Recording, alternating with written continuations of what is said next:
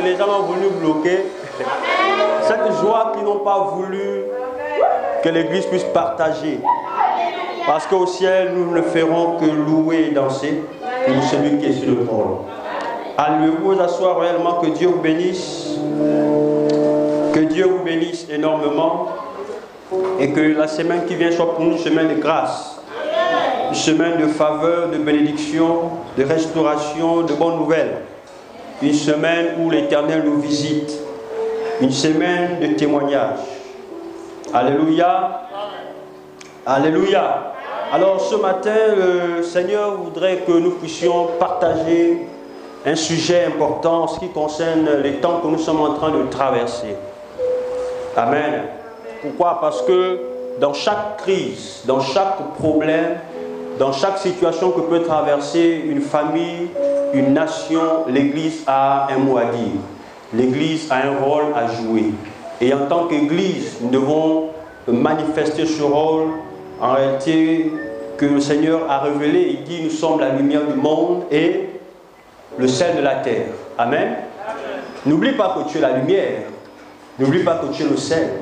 Et plus qu'on parle de crise sanitaire, l'Église a un rôle à jouer. Dis, j'ai un rôle à jouer. J'ai un rôle à jouer. Alléluia.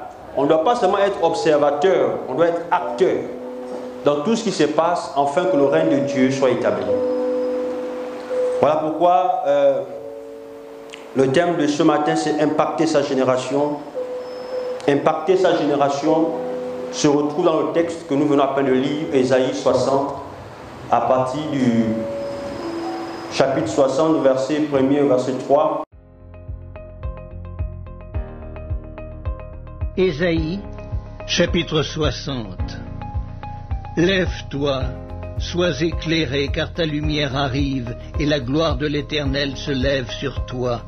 Voici, les ténèbres couvrent la terre et l'obscurité les peuples. Mais sur toi, l'Éternel se lève, sur toi sa gloire apparaît. Des nations marchent à ta lumière, et des rois à la clarté de tes rayons. Avant de rentrer dans ce texte, j'aimerais que nous puissions, si chacun a sa Bible, lire quelques passages qui vont préparer la route par rapport à ce texte. Alléluia. Amen. Le premier texte est dans Ecclésiaste, chapitre 2, à partir du verset 26. Ecclésiaste, chapitre 2, à partir du verset 26.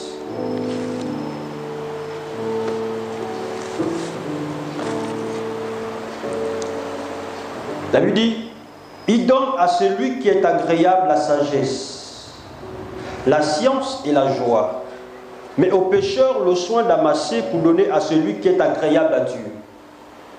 Je répète, il donne à celui qui est agréable la sagesse, la science et la joie, mais au pécheur le soin d'amasser pour donner à celui qui est agréable à Dieu. Nous sommes dans Ecclésiaste chapitre 2, verset 26, et nos textes, Ecclésiaste chapitre 10, verset 7.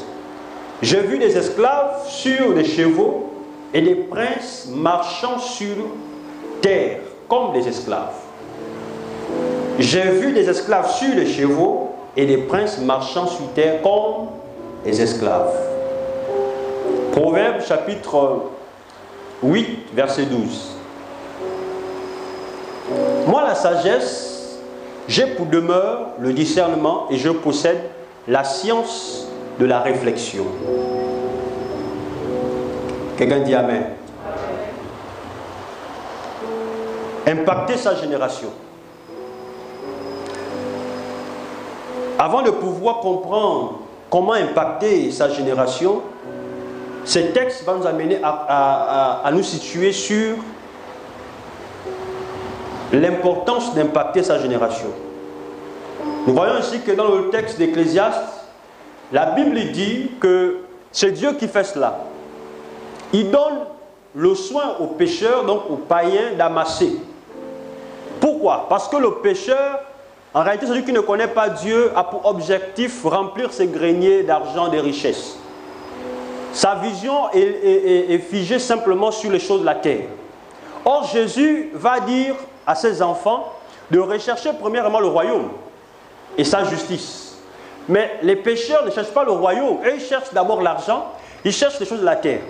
Voilà pourquoi ce sont des personnes qui court après la richesse, après l'élévation, après les gloires terrestres.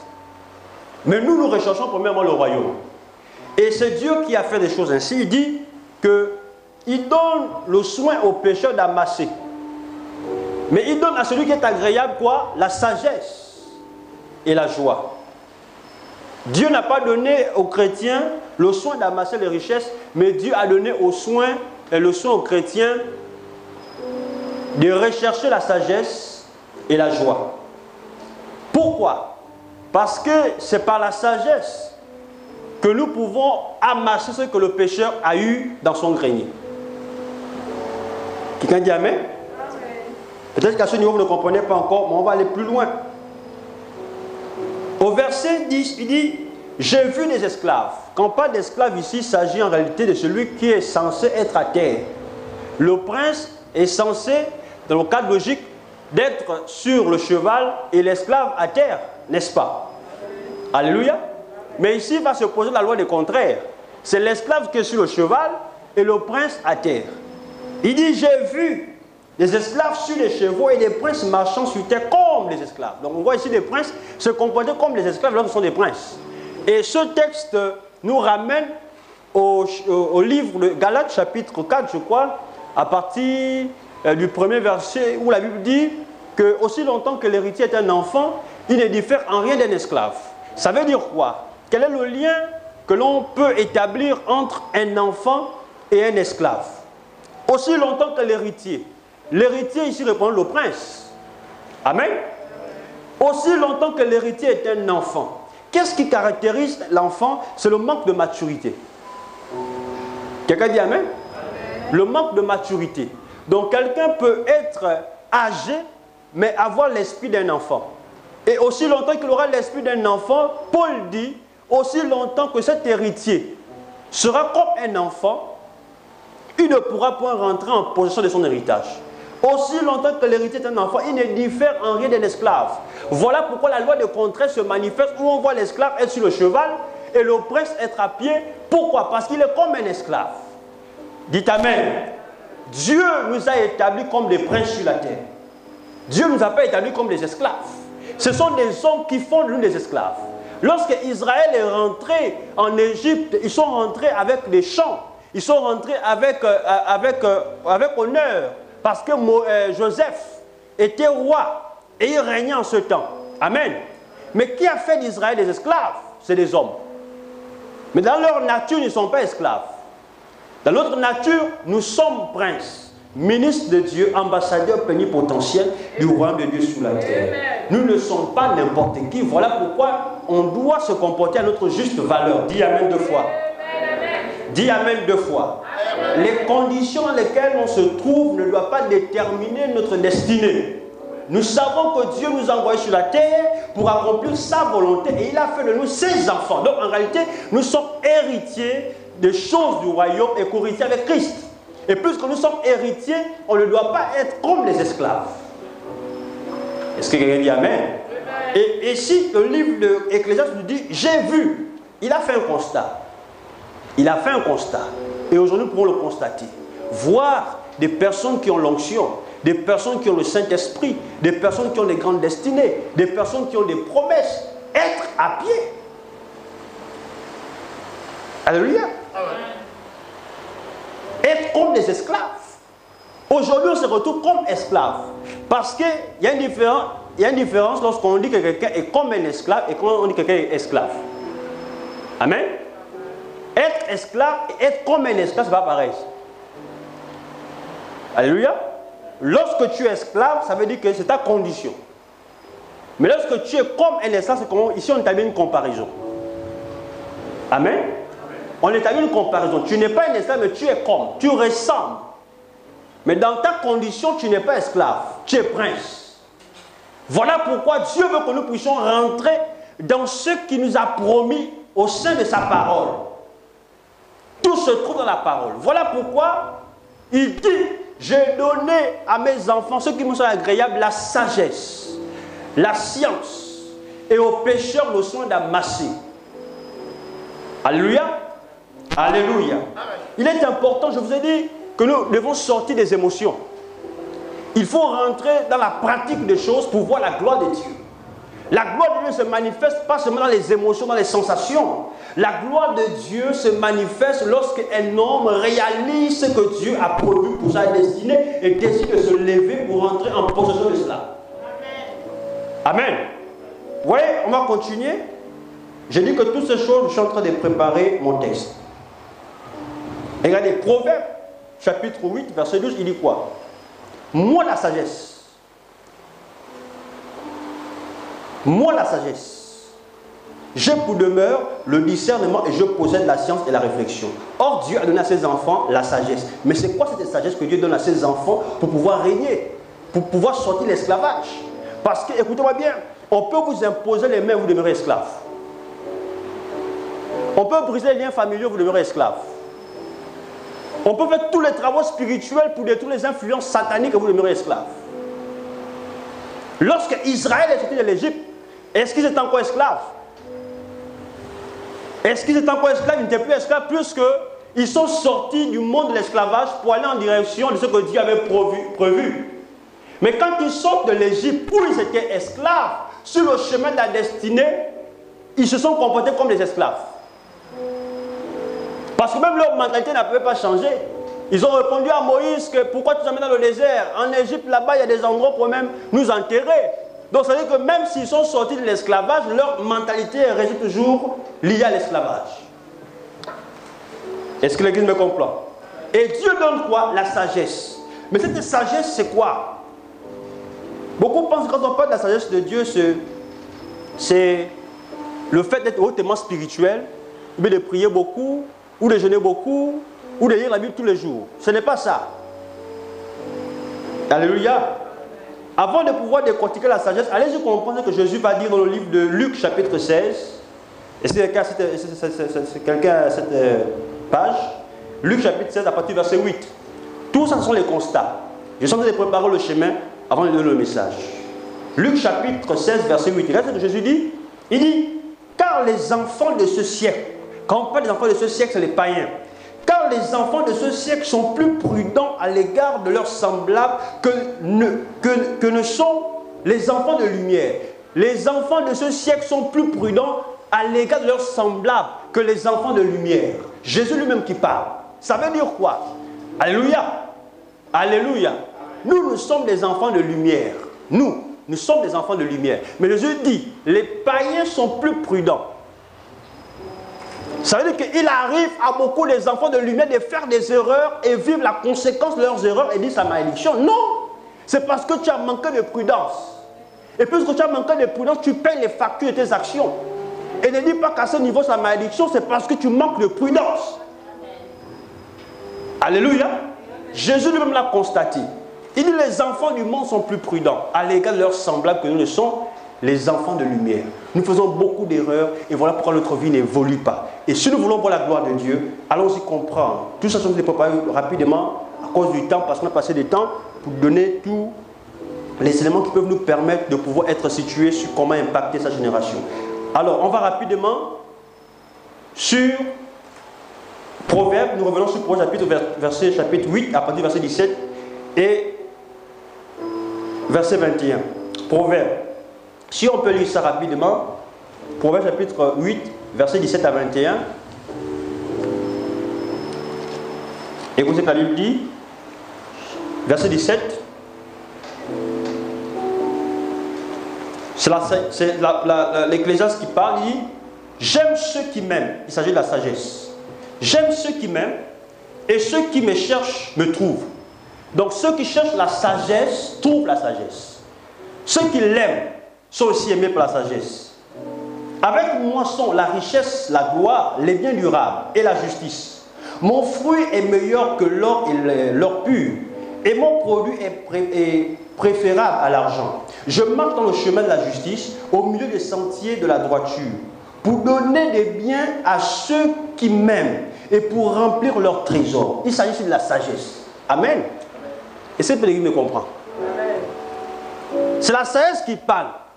Ceux qui me trouvent, il dit, je leur donne des trésors, je leur donne des richesses. Ils marchent dans le chemin de la justice et de la vérité. Or, les païens ne cherchent pas la sagesse de Dieu et ils cherchent la richesse. Mais celui qui a la sagesse sait comment il faut avoir la richesse. Alléluia. Il dit, j'ai pour demeure. Écoutez-moi bien. La sagesse est comme un monde. C'est comme une maison qui a beaucoup de chambres. Amen. La sagesse est un grand mot qui réunit plusieurs éléments. Il dit, j'ai pour demeure le discernement et je possède la science de la réflexion. Ça veut dire que celui en réalité qui est sage a en lui l'esprit de discernement. Parce qu'un homme qui est sage sait discerner. Oh, dites Amen. Amen. C'est quoi le discernement? C'est voir distinctement un objet de manière à ne pas confondre avec un ou plusieurs objets.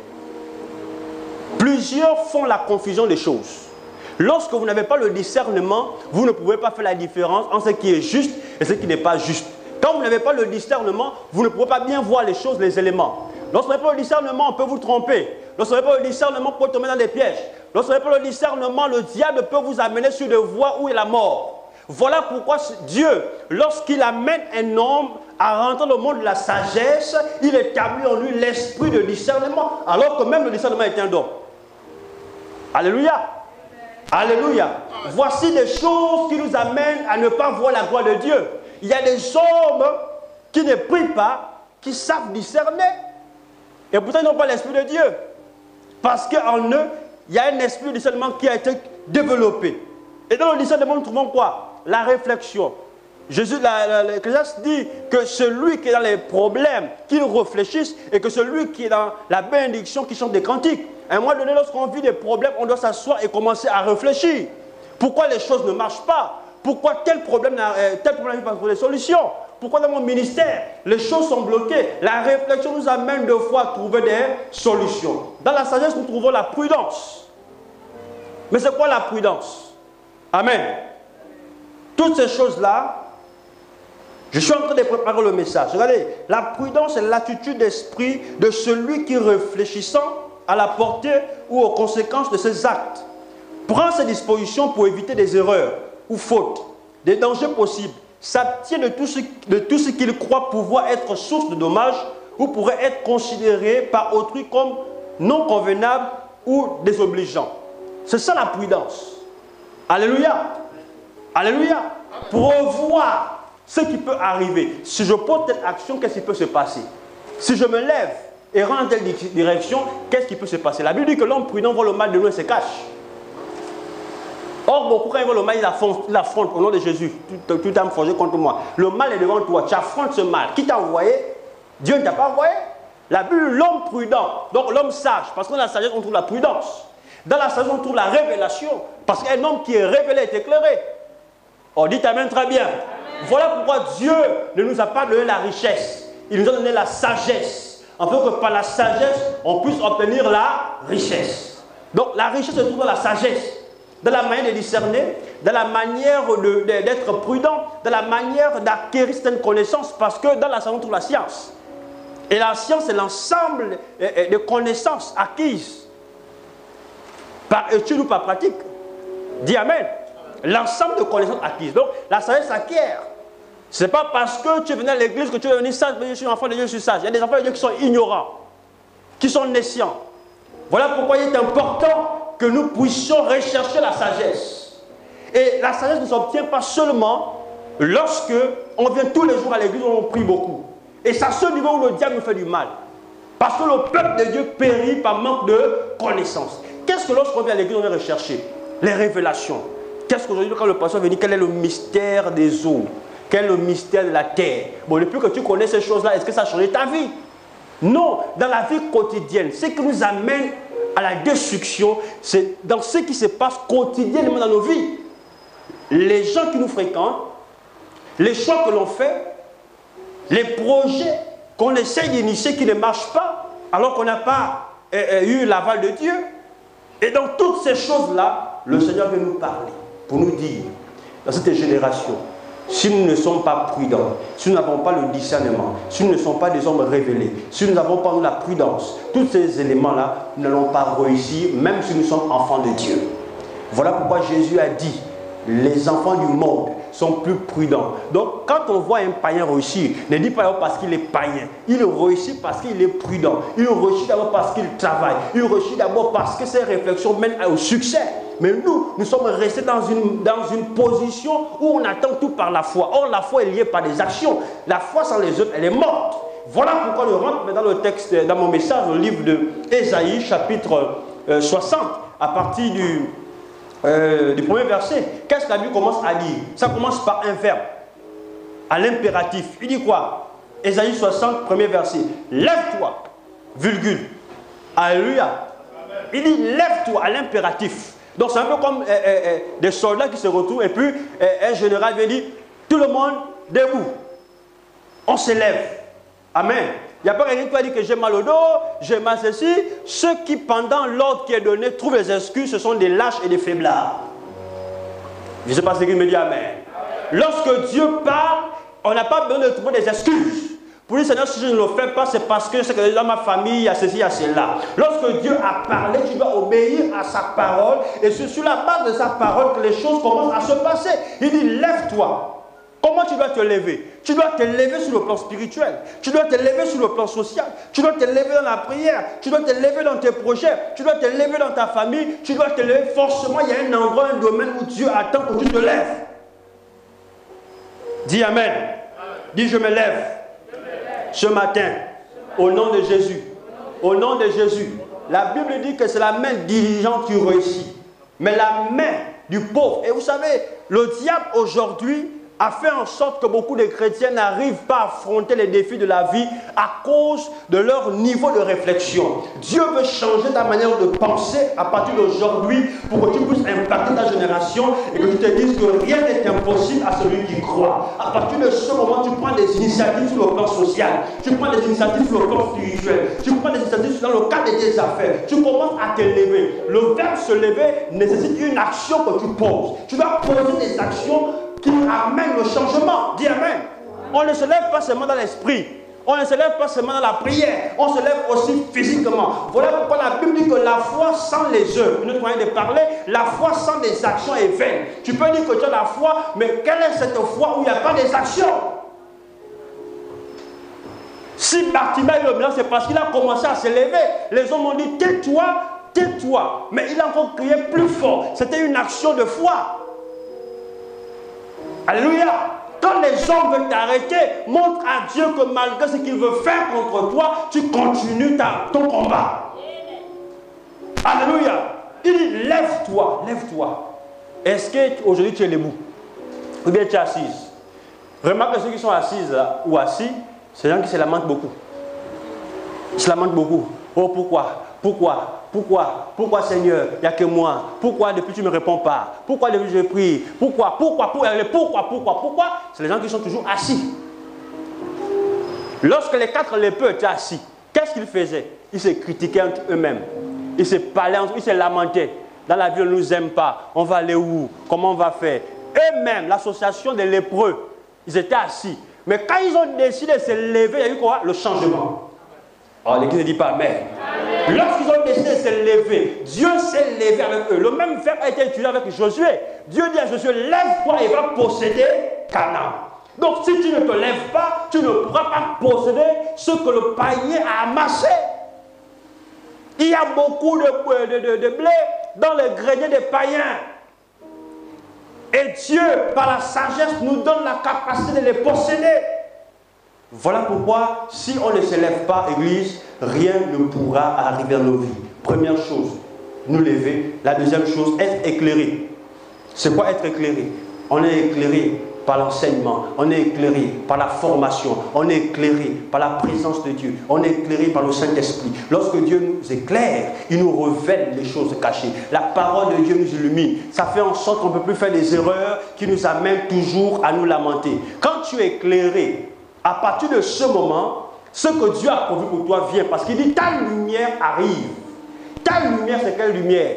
La lumière qui vient, c'est la gloire à venir. C'est la célébration, c'est l'élévation. Vous pensez qu'au verset 3, quand il dit, les nations marcheront à la clarté de ta lumière, c'est quelle lumière? Ce n'est pas la lumière spirituelle. Hein? Les nations marcheront à la clarté de ta lumière. Il s'agit de la distinction de ton étoile. Dans le ciel, il y a beaucoup d'étoiles. Mais l'étoile de Jésus attirait les mages parce que c'était la seule étoile qui était distinctive. C'est ça. Dis Amen. La seule étoile qui n'était pas comme les autres. Ça veut dire que si toi, on t'allume en plein jour, si tu as une bougie, tu ne pourras attirer personne parce qu'il y a le soleil qui est là. Et tant que le soleil brille, ta bougie, ta lumière est vaine. Tu fais ton malin quand il y a les ténèbres, quand il y a le noir. C'est là où la bougie un peu fait le malin. Mais lorsqu'il y a le soleil, sa lumière, on ne voit plus sa lumière. Et il y a des étoiles comme ça. Quand tu essaies d'éclairer, on ne te voit pas. On voit l'étoile qui domine. Dis Amen très bien.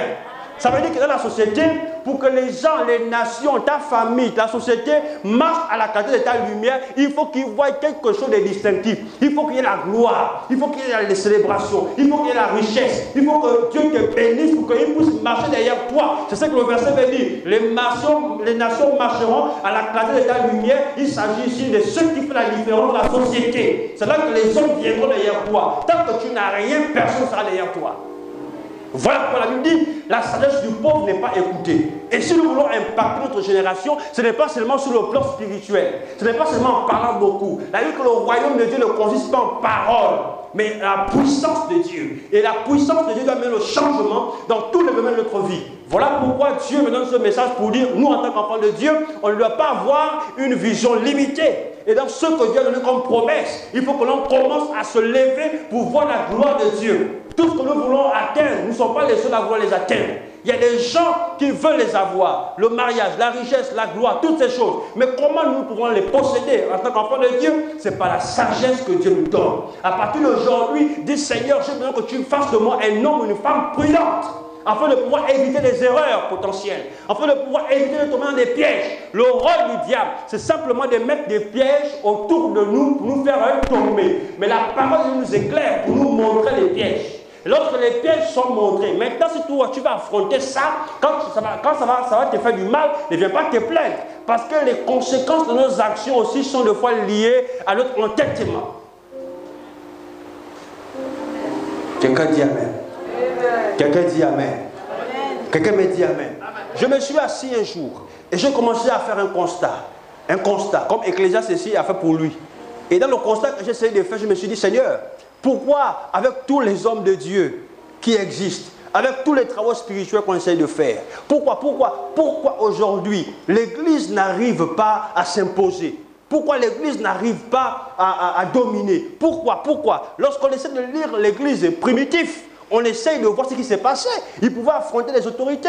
Et au milieu d'eux, il y avait des personnes qui voyaient la puissance de Dieu se manifester. Mais aujourd'hui, pourquoi? Le problème, c'est parce que le Seigneur m'a dit, c'est que nous sommes une armée désordonnée. Alléluia. Nous sommes une armée comment? Désordonnée. Et là où il y a le désordre, là où il n'y a pas la discipline, il y a le chaos. Alléluia.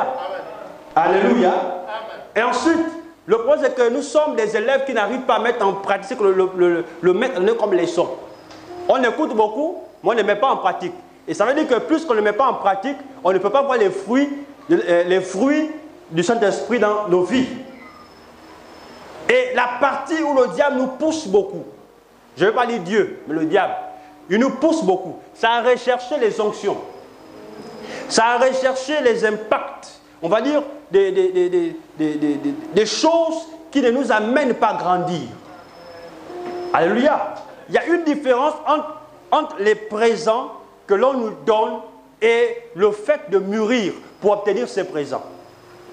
Ça veut dire que quelqu'un qu'on donne toujours à manger va toujours demeurer un enfant. Or, il y a un temps où on te donne à manger, il y a un temps où toi-même, tu dois te nourrir. Est-ce que tu me comprends? L'enfant que vous mettez au monde, vous donnez le sein pendant un temps. Et un temps arrive où lui-même doit se nourrir de ses propres mains. C'est un principe spirituel. Si dans l'église, tous les problèmes, il faut aller voir les hommes de Dieu. Quel est l'homme de Dieu qui vient à peine d'arriver? Quelle est l'église qui commence à faire du bruit? Vous êtes un enfant. Et cette situation ne va mener aucun changement. Voilà pourquoi ce matin, le Seigneur a donné ce message.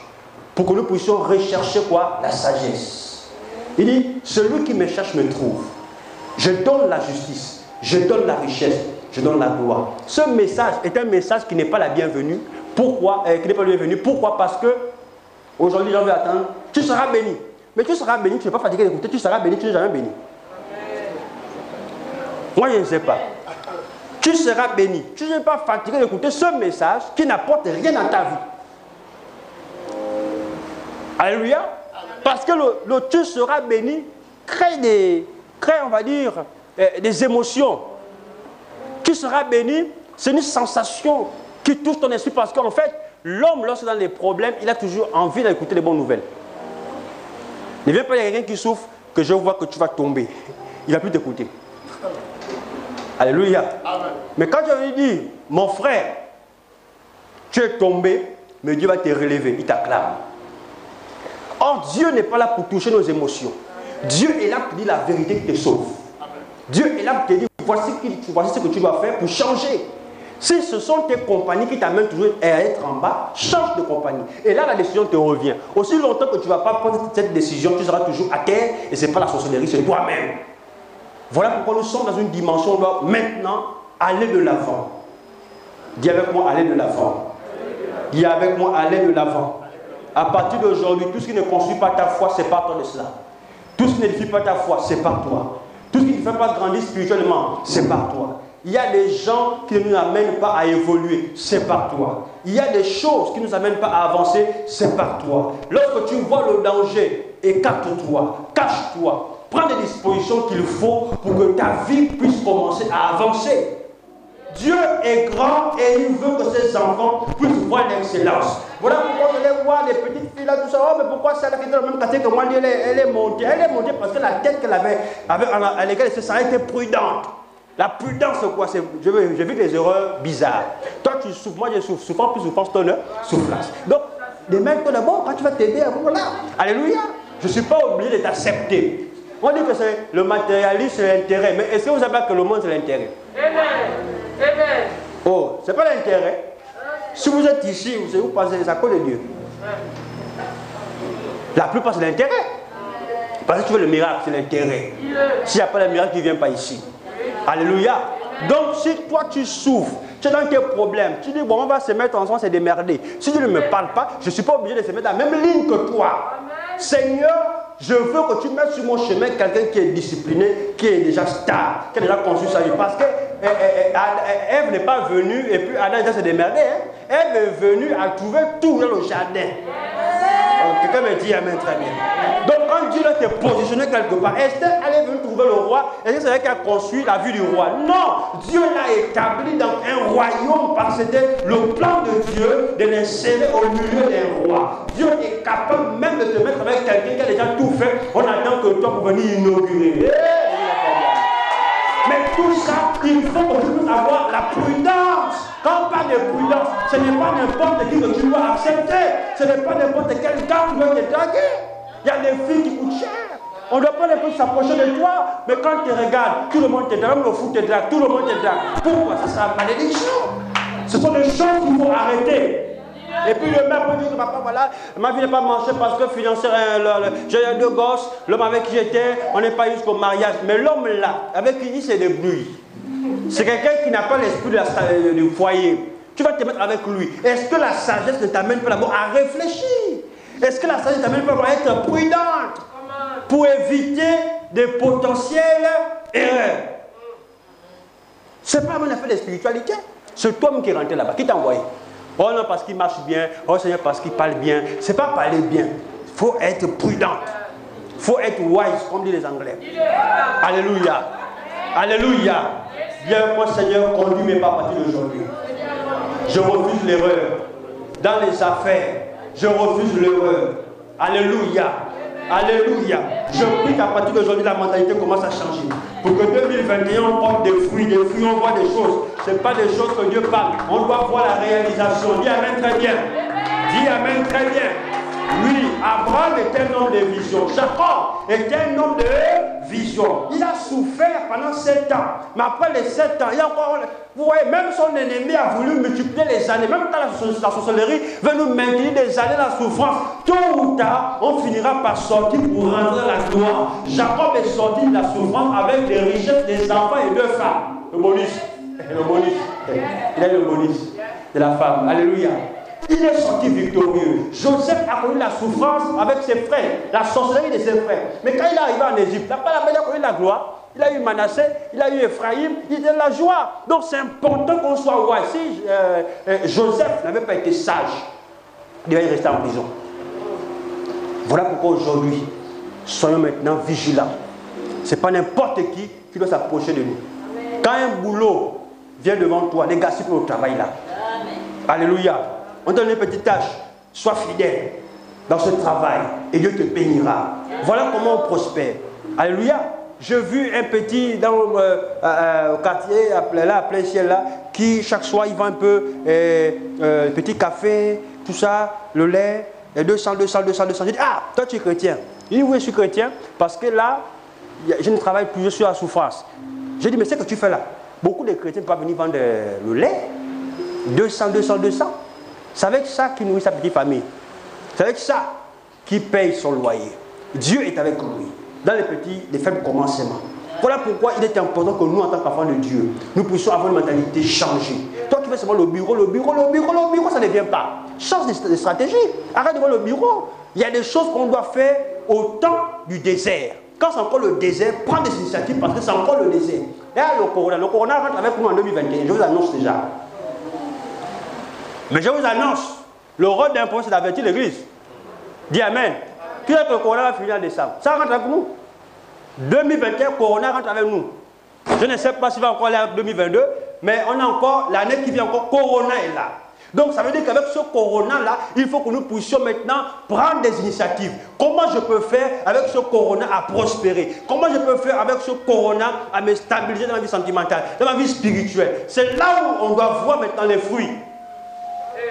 Amen. Que Dieu vous bénisse. Amen.